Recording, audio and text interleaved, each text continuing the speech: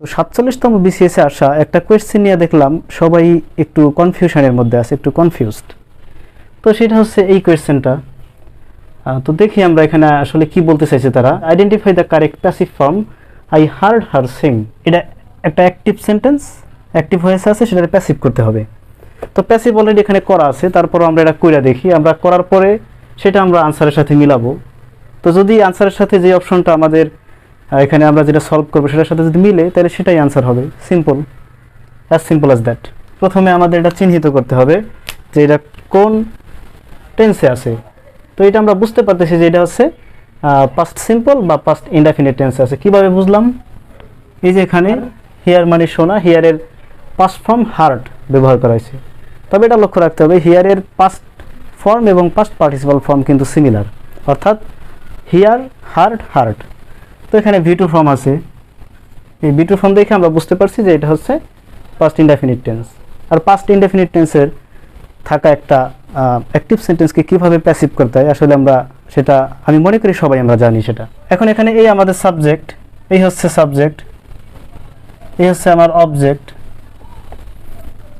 আর এইটা কি সেটা পরে বলতেছি।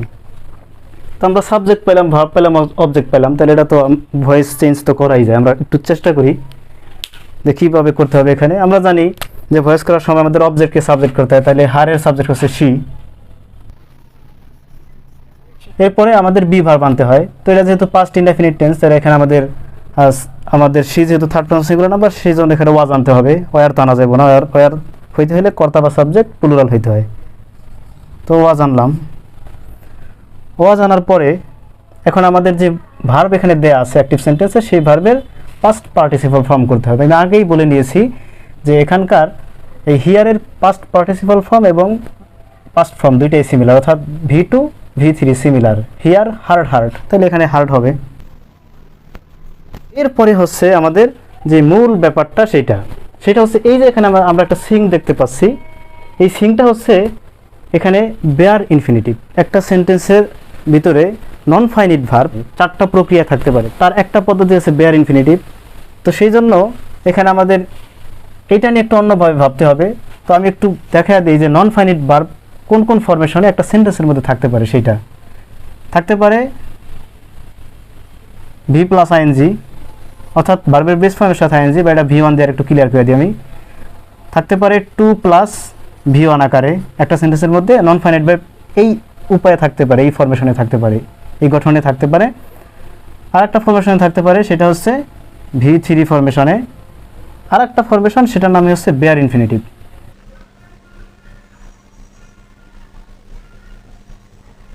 এই বেয়ার ইনফিনিটিভ আকারে থাকতে পারে। তাহলে একটা সেন্টেন্সের ভিতরে নন ফাইনিট ভার্ব থাকতে পারে হচ্ছে এই চারটা ফরমেশনে। ভার্বের বেস ফর্মের সাথে ING, to plus V one, যেটাকে ইনফিনিটিভ, স্বাভাবিক ইনফিনিটিভ বলা হয়। আর ভি থ্রিতে আমরা চিনি, ভি থ্রি হচ্ছে পাস্ট পার্টিসিপাল ফর্ম। আর একটা প্রসেসে থাকতে পারে, সেটা হচ্ছে এই যে বেয়ার ইনফিনিটিভ যোগে থাকতে পারে। তো এখানে এই সিংটা হচ্ছে এখানে বেয়ার ইনফিনিটিভ। তো বেয়ার ইনফিনিটিভ মানে টু সারা ইনফিনিটিভ। এই যে একটা ইনফিনিটিভ, এটাকে ফুল ইনফিনিটিভ বলে। দেখেন এখানে কিন্তু টু আছে, টু প্লাস ভি ওয়ান থাকবে।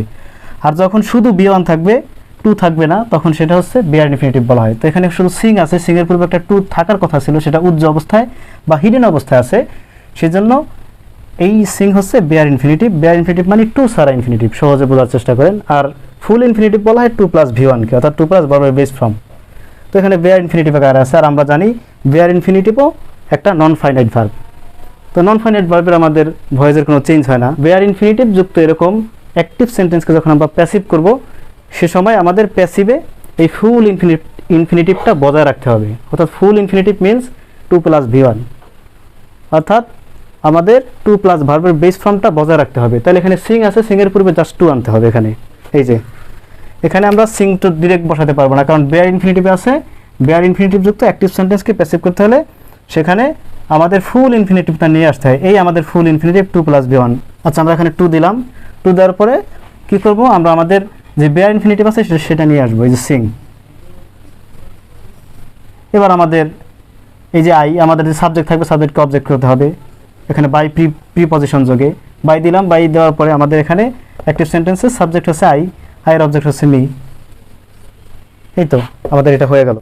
যেটা আপনাদের কাছে একটু জটিল বা কমপ্লেক্সিটি তৈরি হইতে পারে আপনাদের মধ্যে, সেটা হচ্ছে এই যেখানে হঠাৎ করে টুটা কোথা থেকে নিয়ে আসলো এইটা, তাই না? তো এটা তো আমি ক্লিয়ার করে দিচ্ছি, এতক্ষণ যে আলোচনা করছি আশা করি তার মধ্য দিয়ে এটা ক্লিয়ার হয়ে গেছে। এবার আমরা আমাদের এখানে 4টা প্যাসিভ ফর্ম তারা দিয়ে দিছে, সেখান থেকে আমরা সঠিক উত্তরটা আইডেন্টিফাই করি। তারা বলেই দিছে identify the correct passive form I heard her sing, অর্থাৎ এই আই হার্ড হার সিংয়ের সঠিক প্যাসিভ ফর্ম নিচের কোনটা আমরা একটু দেখি, অপশন টেস্টগুলো করি। তো প্রথম যে সেন্টেন্সটা এখানে দেখেন, এই সিংয়ের পূর্বে শুধু টু যুক্ত করে দিলে এটার ইনফিনিটিভ করলে এটা কারেক্ট হইতো, যেহেতু সিংয়ের পূর্বে টু নাই এই জন্য ভুল, এখানে টু নাই সেজন্য। এরপরের সেন্টেন্সটা হচ্ছে she was heard to be sung by me, এখানে আবার টু আছে কিন্তু ঝামেলা অন্য জায়গায়। এই যে টু বি সাং, এটা এই সেন্টেন্সের একটা অপ্রাসঙ্গিক ব্যাকরণগত গঠন, যেটার কারণে এই সেন্টেন্সটার টোটাল অর্থ বিকৃত হয়ে গেছে, এই জন্য এটা ভুল। এরপরে কি হয়েছে আমরা জানি, অ্যাক্টিভ থেকে প্যাসিভ করলে সেখানে একটা বি ভার্ব থাকে, অর্থাৎ একটা সাহায্যকারী ভার্ব থাকে, তারপরে হচ্ছে আমাদের ভি3 থাকে। এখানে ভি3 আছে দুইটা, এই যে হার্ড হচ্ছে হার্ড একটা ভি3, আর এই সাং হচ্ছে সিংয়ের ভি3 ফর্ম, দুইটা ভি3 ফর্ম, এই জন্য এটা ভুল। এটা ব্যাকরণ সম্মত কোনো সেন্টেন্সই হয়নি সি নাম্বারটা। তো লাস্টেরটা আমাদের উত্তর হবে সিম্পল। তো আমরা তারপরেও মিলিয়ে দেখি, আমরা যেটা সলভ করলাম এখানে আমরা যে অ্যাক্টিভ ভয়েসের যে প্যাসিভ চেঞ্জটা করলাম সেটার সাথে মিলিয়ে দেখি, she was heard to sing by me, এটার সাথে কি এটা মিলে দেখেন তো, she was heard to sing by me, এটা হচ্ছে আমাদের কারেক্ট আনসার।